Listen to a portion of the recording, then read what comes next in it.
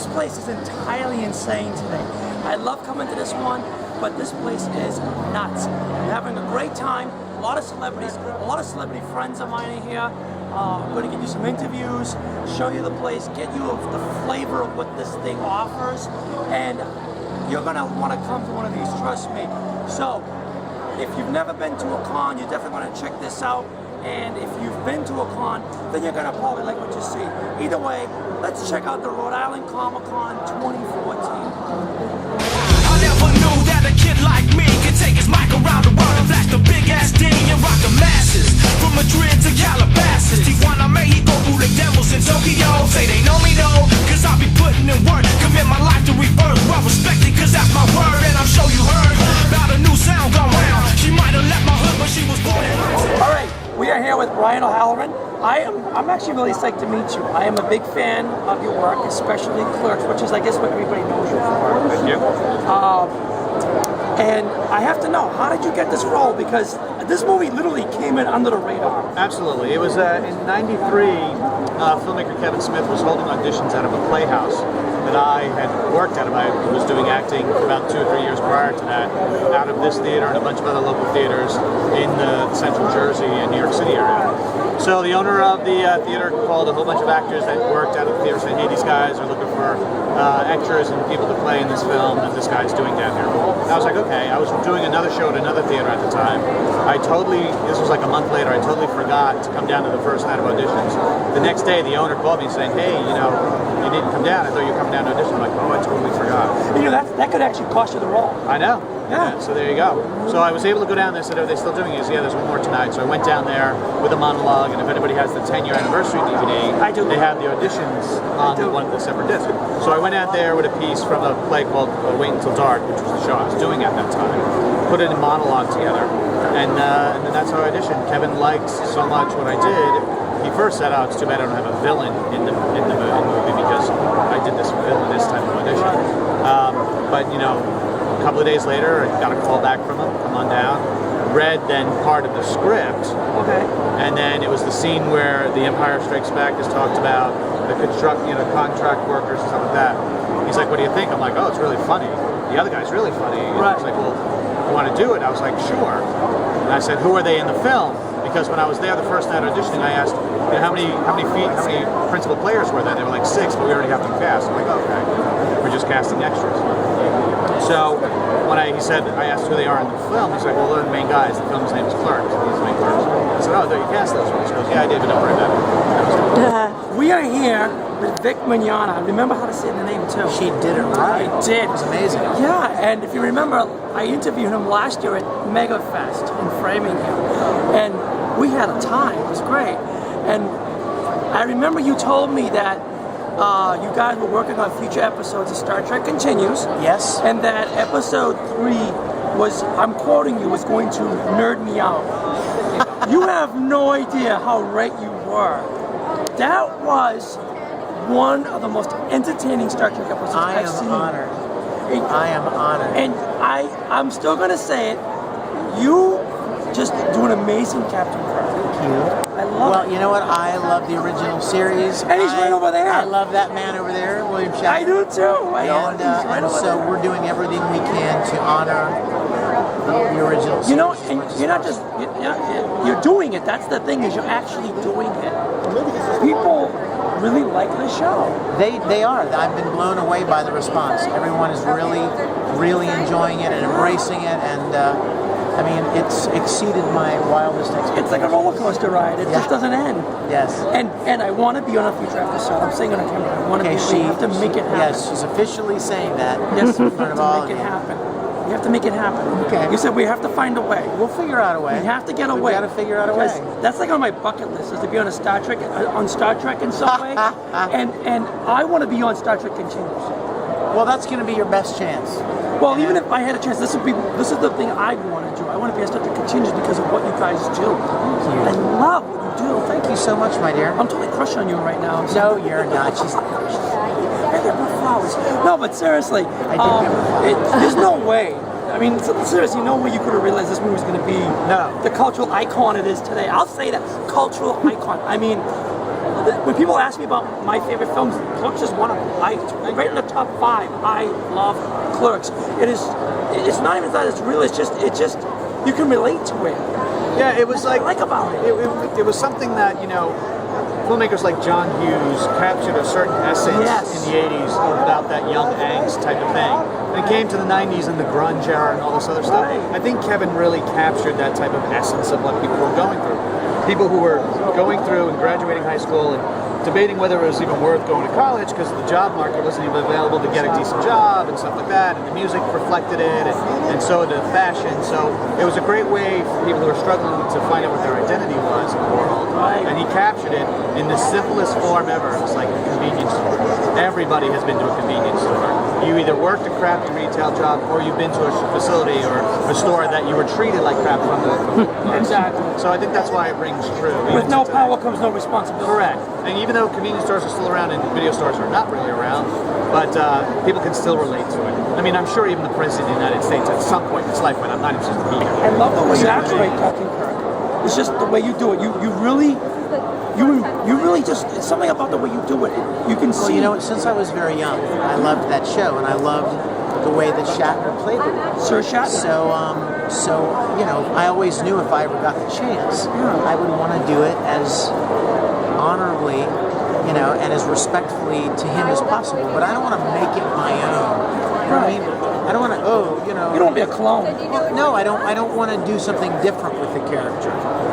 His Shatner's Kirk was the one that I loved. Right. His Kirk is my Kirk. So that's what I wanted to maintain. That's what I wanted to continue.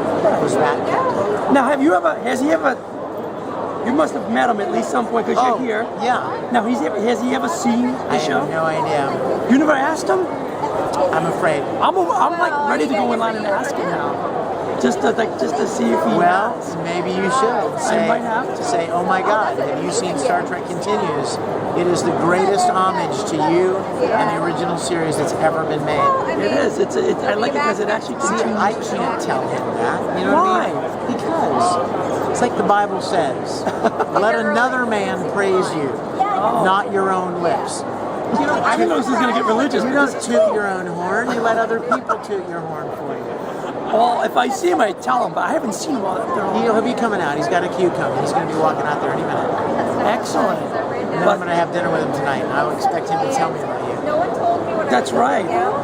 But if I'm sure if he's heard of it, he must have seen it. He's not exactly blind. Oh, no, he's not blind. He's just very busy. I don't know if he has or not. Because, I mean, there's a lot. I've said to you when I saw you, when I met you last year, in an interview, I said there's a lot of Star Trek shows that try to continue the fight for the mission, but yours just does it the right way. Thank you. Well, that was the goal all along, and I'm so very, very gratified that people are enjoying it. I hope we get to do it for a long time to I hope come. You so, take too. these flowers, because I need to take care of these fans. Okay. But I love you. Just we love quick, how do they find you online? StarTrekContinues.com. Official Star Trek Continues on Facebook. Like us. And watch our episodes on YouTube and Vimeo. Spread the good word. And when can we see episode 4? Spring. Awesome. What I was saying was the chemistry between your character, Dante, and Randall. Right. I think that is what made the film. I mean, people sit there and say Jay and Silent Bob, and they've done movies all that time, but for me it was when they made Clerks 2, I was like, it's about time. Right. Because I want to see the Dante Randall chemistry. That's what did it for me in the first Well, that's based on Kevin's own experience with his own good friend back in the time, Brian Johnson. And if any of you out there know the comic book men series, Yeah, I interviewed him, TV, actually. Brian Johnson is really the real life basis for Randall. Isn't that crazy? So the Kevin is pretty much is the Dante, while Brian Johnson is the Randall of that real life relationship. And what I liked was that the way the film was made, he was working there and filming at night. Hence why there was gum in the locks. Correct. And that's why you smell like shoe polish. Well, that's an ingenious device that he put in the script. It really is. And I saw that and I was like, that's ingenious. I did. I was actually impressed by his skills and how he handled it. Now what I'm hearing, and I heard you kind of mentioning earlier, Clerks 3 is actually happening. As of this taping, earlier this week, Kevin did a podcast with no other than Jeff Anderson, the man who plays Randall, and apparently they were discussing Clerks 3 on this podcast. I've yet had time to hear the podcast because I was on my way up here. But once we can get all that straightened out, the latest thing on the internet has been put out is that June. Hopefully by June of 2015 we start filming, and Kevin's usually a really quick edit. So knowing that there's no like crazy science fiction special effects involved, hopefully we could probably have it out by the end of that year or the beginning of 2016. It's going to be interesting to see where it goes because it's going to be roughly about 10 years later. Yeah, just about. And you guys now own the convenience store and the video store. Correct. So, and like with video has gone down, I'm curious to see where the video store is going to be going. Correct. So it's going to be interesting. Yes, it'll be very interesting to see what happens in that type of situation. Plus, you know, Dante had a pregnant wife or a girlfriend. That's right. At the end of the last series, so we got to see where that goes. Yeah. If people want to learn more about him, because I mean, I'm a fan. I love Clerks. I love your work. I've seen all the films you've been in. And I'm actually a fan of the cartoon series, the animated series. Right on. Even though it didn't do so well, I liked it. Right. I said I liked it. How can people find you? Well, if you pan over here, you can go to my Twitter or Instagram. We're on Price is Right. Gonna do it Like that. So if you go on there, otherwise there is a fan page that is that I run. It's the Brian Holland fan page, and it's Dante from Clerks 2 with his hands up in the air. You can look for that for more announcements of what's going on. How we was new on the scene. It's alright. I know you know I see you smiling at me. I totally stepped on his toe, by the way. When we were over there. Totally stepped on his toe. In front of Karen Allen's table, no less. Yeah. Here comes the ready or not. Here comes the boys from the south. Then he was stalking us on the way back. Here comes the ready or not. How you like me? All right, everybody. So that is the Rhode Island Comic Con 2014. I hope you enjoyed it. I hope you enjoyed what we brought you. I always have a great time being here. This, like I said, this place is so packed that it is literally impossible to walk around, but it's still fun to be at nonetheless. I got to see some celebrities that I know, that I'm friends with. I got some interviews, and just, you know, got to just see what this con offers. And this is one of my favorite cons in the New England area. So if you're interested in knowing more about the Rhode Island Comic Con, I'm putting their web address on the top of the screen. Check them out. Tell them Ashley sent you. They love hearing that. My show, Bottoms Up Appetite for Discussion, is on every Wednesday evening at 6:30 p.m. Eastern Standard Time on the Gag Order Network at gagorderNetwork.com. Check it out. And as always, I'm Ashley Bottoms, telling you, reminding you, keep your enemies close, keep Ashley closer. Until next time. Bye. You know how we was new on the scene. It's alright. It's alright. I know you know I see you smiling at me. It's alright. It's alright. Here comes the ready or not. Here comes the boys from the south. Here comes the ready or not.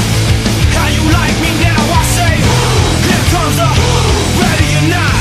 Here comes the boys from the south. Here comes the ready or not. How you like me now?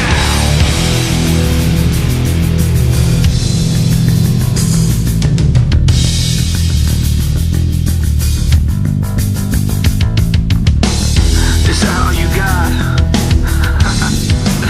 I'll take your best shot. Is that all you got? I'll take your best shot. Is that all you got? I'll take your best shot. Is that all you got? I'll take your best shot. We have another lost child. We've been losing kids left and right in this place. You know, these people, they become kids when they walk in. Seriously. About hookers. It's William Shatner interrupting us. No, it never ends with him. He's in room A, ladies and gentlemen. Lume.